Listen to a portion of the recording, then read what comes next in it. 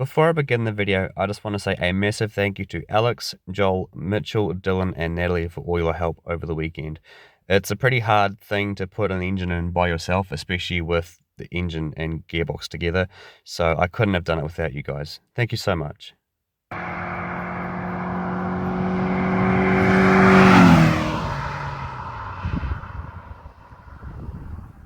Welcome back. So today is my birthday, and you know what? Today is a very good day. Tidying up around the house and the garage, and I managed to mow the lawns as well, so they're all done. But today is the day that we finally put the engine in the Celica. But just in case you're still confused about the plan, I'll just go over it one more time.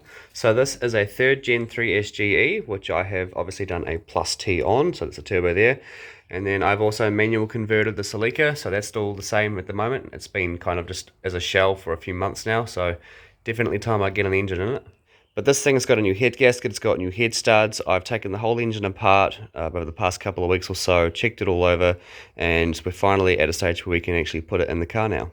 I've still got some parts on the way, so obviously I'm still missing a distributor, but that's on its way. The throttle body is on its way, and this is a Gen 4 3sge+ intake manifold, because apparently they just bolt right up, and turns out they actually do, which is nice.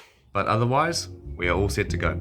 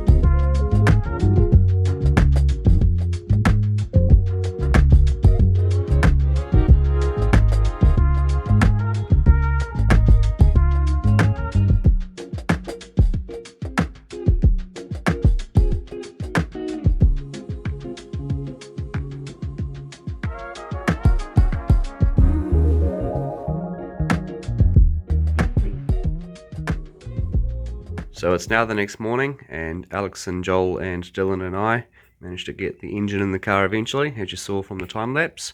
It was not easy though. So we had a bit of trouble with getting these mounts lined up properly with their respective holes and stuff. And also we had a lot of trouble getting this subframe member in that goes all the way behind the engine to kind of where the shift linkages come from the car. But yeah, we managed to get it in, and we managed to bolt it all up and stuff. I do need to address one part of the rear mount at the back, and I need one more bolt just to go in that engine mount there. Otherwise, yeah, we made a lot of progress last night.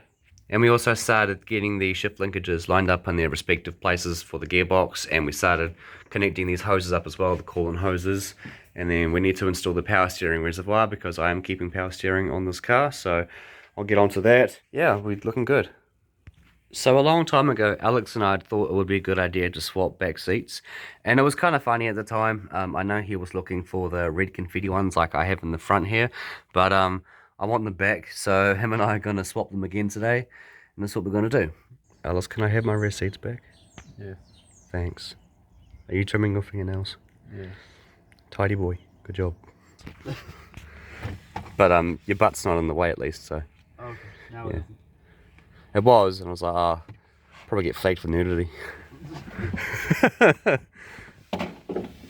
Hey! What was that? I didn't find much. Did you find your 10mm spanner? No. Oh, damn it. You right there? You need a hand, or? No, I got it. Okay. Oh.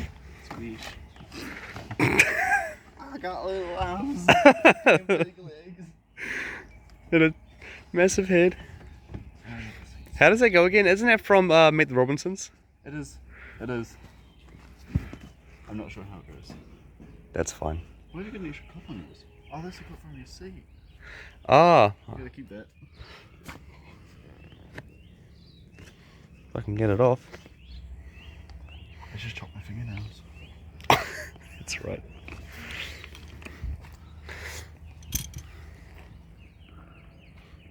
Mine looks so gross on the back of them.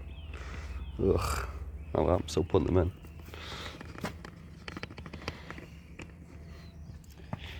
You got a screwdriver? What type? Flathead? Yeah. The quick answer is no. I've got a round head. Good enough. Alright, so it's been a couple of days and I've managed to make a little bit of progress here and there. So the first thing that I will obviously address is I've started getting my intercooler piping set up. It's not perfect, I still kind of need to have a little bit of a play with it and try and wiggle it around to try and get where I want it to go. But if you look down here, you can start to see the end of it just right there. So it kind of comes around, does a loop around, kind of just hiding itself inside my front spat, and then that's where it ends up. But also, yeah, because I've got intercooler piping, I've also got the throttle body now. Unfortunately, I don't have two of the bolts that I need for it, so that's just kind of in place. But it means I can at least start to get this intercooler piping properly set up and ran.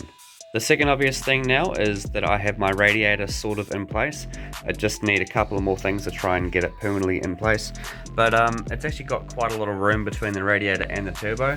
I was a little bit worried that it could touch, but yeah, it seems that there's a good little bit of space there, so I can fit my whole hand between that whole gap there, which is good. I will eventually get a new radiator, it's just that this is what I have to work with right now, and my budget is kind of more prioritized on starting the car rather than the cooling system, and I'm not going to be making a huge amount of power from the get-go as well, so I'm pretty sure that this should actually be enough to hold my power going. Anyway, if I go and take the radiator out, you will see that I've taken out the AC condenser. So the whole AC system is out now because I can't run AC on this engine because my downpipe will clash where the compressor sits about here-ish.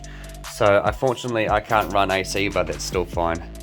It means I'll have to block this off somehow. I might just be able to get the original pipes and just kind of crimp them together, or just, you know, try and get creative with it, but that's one more thing to address, unfortunately.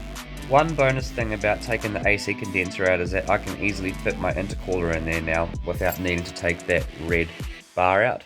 I was a little bit worried initially about having the AC condenser in there and an intercooler just for the sake of fitment, but it means I don't have to cut anything. I'll probably have to drill holes into this big bash bar along here to try and mount the intercooler properly and securely, but otherwise I've got plenty of room to actually mount one now. Moving on, anyways, in order to make my intercooler piping fit, I had to cut my battery tray off, but that's still fine because I'm going to be moving my battery to the boot, and I have like a special box to kind of keep it in so it complies with, you know, the certifications when I eventually go for it. It also looks a little bit ugly down there, so I'll try and maybe see if I can take this grooved plate off, like this corrugated plate, and then try and get that all painted up, and it will look quite nice. So last night I ended up selling that really big intercooler that I got to a lovely chap up in Masterton who is going to be putting it on his Ford Falcon, and it's a much more suitable setup, honestly. The intercooler was just way too big. It was 3-inch outlets, and obviously my intercooler piping is only 2.5, and I could just get like adapter silicone joiners, but it's just not worth it, and it's just overkill for what it's worth.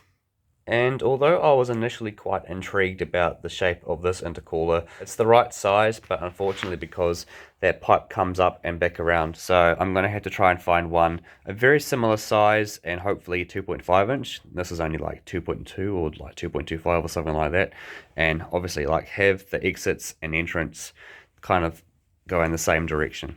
But moving on, the biggest issue that I'm going to have with being able to actually run this engine is the wiring. So here I have an OBD1 3sFE loom.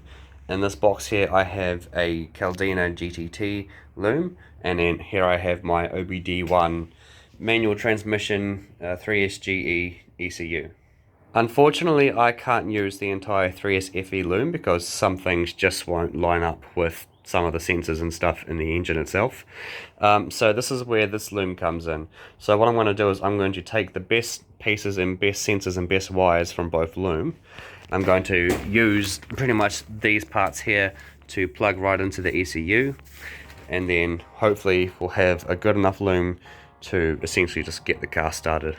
It'll take me about a week or so to properly get the loom all sorted out and make sure that I've got everything correct. I'm not going to film it, it's just going to be behind the scenes, so next video that we have of the Celica, it'll just be kind of almost ready to start at that point. So if anyone has any questions, they can contact me through like my email or through Facebook or Instagram or anything like that, if they have any wiring problems regarding something similar to the setup. Obviously I'm not going to use the beams, ECU or beams loom that was originally in this car, because the engine doesn't have VVTi where the ECU does. So it's going to be quite an interesting feat to try and get all this sorted out, but I'm fairly confident. I think that with the right wiring diagram online that I can find, then I should be able to knock this out successfully. Anyway, that's going to do it for this video. I might give the Celica a bit of a break for a couple of weeks just while I suss everything out and potentially collect some more parts. I've still got a lot of things I need to do. The loom's one of them, and obviously I've got other parts I need to collect for the engine to actually run it. So I'm just going to do that behind the scenes, so hopefully the next time that we see the Celica in the videos, then it will be ready to run, so we can give it like its first start. So we're going to give the Chaser some love next week. I've got some new parts for that, so it'll be fun. Anyway, thank you for watching, and we will see you later.